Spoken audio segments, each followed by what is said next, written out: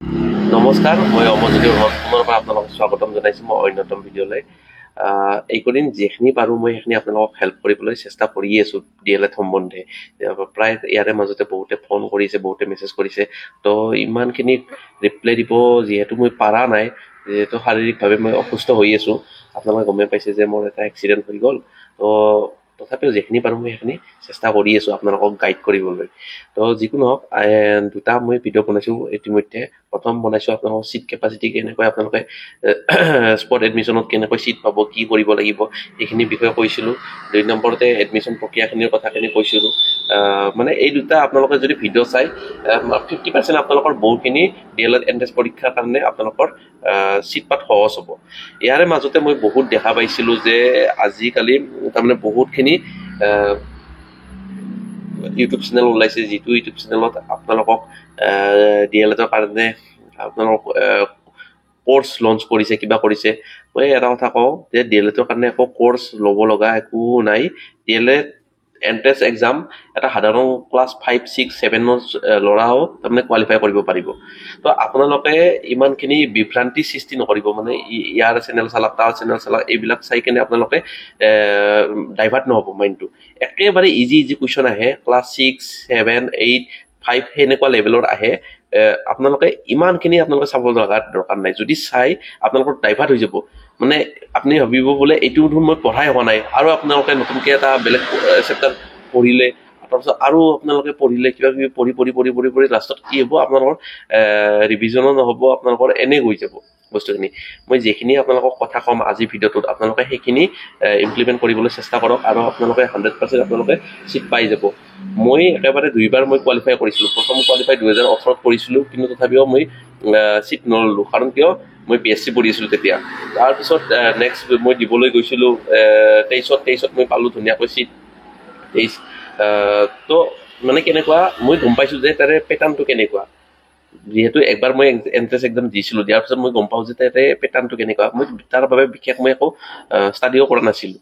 কাৰণ কিয়, বেছিকখিনি আপোনালোকৰ যদি ক্লিয়াৰ থাকে আপোনালোকে আৰামত পাই যাব। আপোনালোকৰ মেথছত কি আহিব, একদম চিম্পুল আহিব, একদম একদম কমপ্লিকেশ্যন টাইপত নাহে কুৱেশ্যন।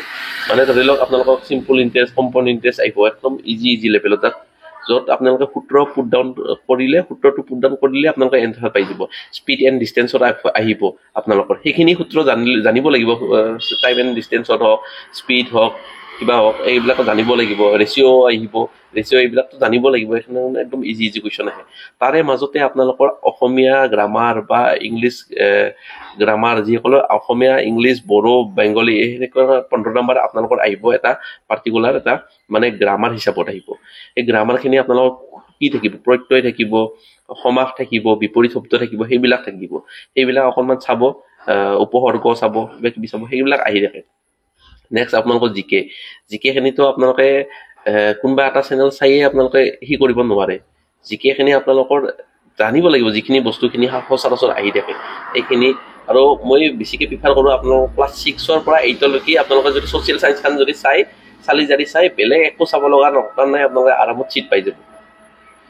ছ'চিয়েল চায়েন্সখিনি বহুতখিনি কামত আহে, মানে পলিটিৰ ক্ষেত্ৰতে হওক, হিষ্ট্ৰীৰ ক্ষেত্ৰতে হওক, আপোনালোকৰ জিঅ'গ্ৰাফীৰ ক্ষেত্ৰতে হওক, সেইখিনিৰ পৰাই বেছ কৰি তাৰমানে বনায়। যিহেতু SCERT কণ্ডাক্ট কৰা এক্সাম বেছিভাগ তাৰমানে চেবাৰ কিতাপৰ পৰাই তাৰমানে তেওঁলোকে দি দিয়ে। তো এইখিনি আপোনালোকে চাব লাগিব। বাকী বেলেগ কোৰ্চ ল'ব লাগে বুলি মই নাভাবোঁ। আৰু আপোনালোকৰ সুবিধা হোৱাকৈ মই আৰু PDF এটা মই লঞ্চ কৰিমেই। এই PDFত আপোনালোকে A to Z খিনি পাব, যিখিনি তাৰমানে মানে এইটো PDFত মই কওঁ আপোনালোকক, যদি আপোনালোকক কমন 50% আৰামত পৰিব, সেইটো মই একদম 100% জানো। 50% আপোনালোকক আৰামত কমন পৰিব। বাকী আপোনালোকে সেই পেটাৰ্ণখিনি চাই কিনে আপোনালোকে গম পাব যে কেনেকুৱা ধৰণৰ কুৱেশ্যনবিলাক আহি থাকে। যিহেতু DLEDৰ পেট এক্সামৰ কুৱেশ্যন পেপাৰবিলাক তাৰমানে আনিব নিদিয়ে। আনিলেতো গমেই পায় কেনেকুৱা কুৱেশ্যন আহে, আপুনি জানে। কিন্তু মেমৰি বেছ ইউটিউবত আপোনালোকে যিবিলাক পাব সেইবিলাক চব মেমৰি বেছ কুৱেশ্যনবিলাক আহে। আৰু কাৰেণ্ট এফেয়াৰ আপোনালোকে এই ৰিচেণ্টলি বস্তুগিলান চাব, তাৰমানে মেজৰ বস্তুগিলান চাব। একদম সৰু কাৰেণ্ট এফেয়াৰগিলান নাচাব। মেজৰ এই ধৰি লওক এতিয়া ইণ্ডিয়া আৰু পাকিস্তানৰ কাজিয়া লাগি আছে। এই কাজিয়া লগাৰ পিছত এই হিন্দু নদীৰ কথা সুধিব পাৰে আপোনালোকক হিন্দু নদীৰ সপ্ত হিন্দু বুলি কাক কয় সপ্ত হিন্দুৰ কোনখন তাৰমানে কোনখন নদী পাকিস্তানলৈকে বৈ আছে এইবিলাক টাইমত কুৱেশ্যন আহি থাকিব সেইবিলাক আহিব পাৰে বা ধৰি লওক প্ৰধানমন্ত্ৰী কি কয় নতুন নতুন স্কিম গিলাখান কিছুমান আছে মেজৰ গিলাখান চাব আপোনালোকে একদম সৰু বস্তুগিলাখান নাচাব তো সেইখিনি চালে আপোনালোকে হৈ যাব বাকী তো মই ক'লোৱে যে গ্ৰামাৰখিনি আহে আৰু ইংলিছত আপোনালোকৰ কাৰেক্ট টেন্স গিলাখান আহিব আপোনালোকৰ ডিটাৰমিনাৰ আহিব সেইবিলাক আহে ভইচ চেঞ্চো আহে কেতিয়াবা তো সেইবিলাক আহিব বৰ বিশেষ একো টান নাই যিমান আপোনালোকে টান বুলি ভাবে সিমানে আপোনালোকে নাৰ্ভাছ হৈ পৰীক্ষাটো বেয়াহে কৰিব একদম ইজি সৰু ল'ৰা ছোৱালীৰ এক্সাম বুলি ভাবক আপোনালোকে সৰু ল'ৰা ছোৱালীৰ এক্সাম দিবলৈ গৈ আছো একদম ইজি একেবাৰে আপোনালোকে নাৰ্ভাছ নহ'ব ইজি পৰীক্ষা খুব বেছি সেই পৰীক্ষাটোত খালি আমি 60 নম্বৰ 55 পৰা 60 নম্বৰ পালে আপোনালোকে সেফ জন পাব 44 পালেও আপোনালোকে সিট পাই যাব 45 পালেও আপোনালোকে সিট পাই যাব কিন্তু আপোনালোকে সেফ জন বুলি কওঁ যদি আপোনালোকে নিশ্চিন্ত মনে থাকক কাট অফ মাৰ্ক বৰ বেছি তাৰমানে ইমান হাই নাযায় 65 লগি যাব পাই 65 বা 70 লগি যাব আমাৰ 70 বা 80 পাবা আমাৰ একো দৰকাৰ নাই আমাৰ 60 ৰ পৰা মোটামুটি 55 ৰ পৰা 60 পাইলে আপোনালোকে সিট পাই যাব কনফাৰ্ম হেতু তো হেয়াই যেখিনি পাৰো সেইখিনি আপোনালোকক সহায় কৰিলো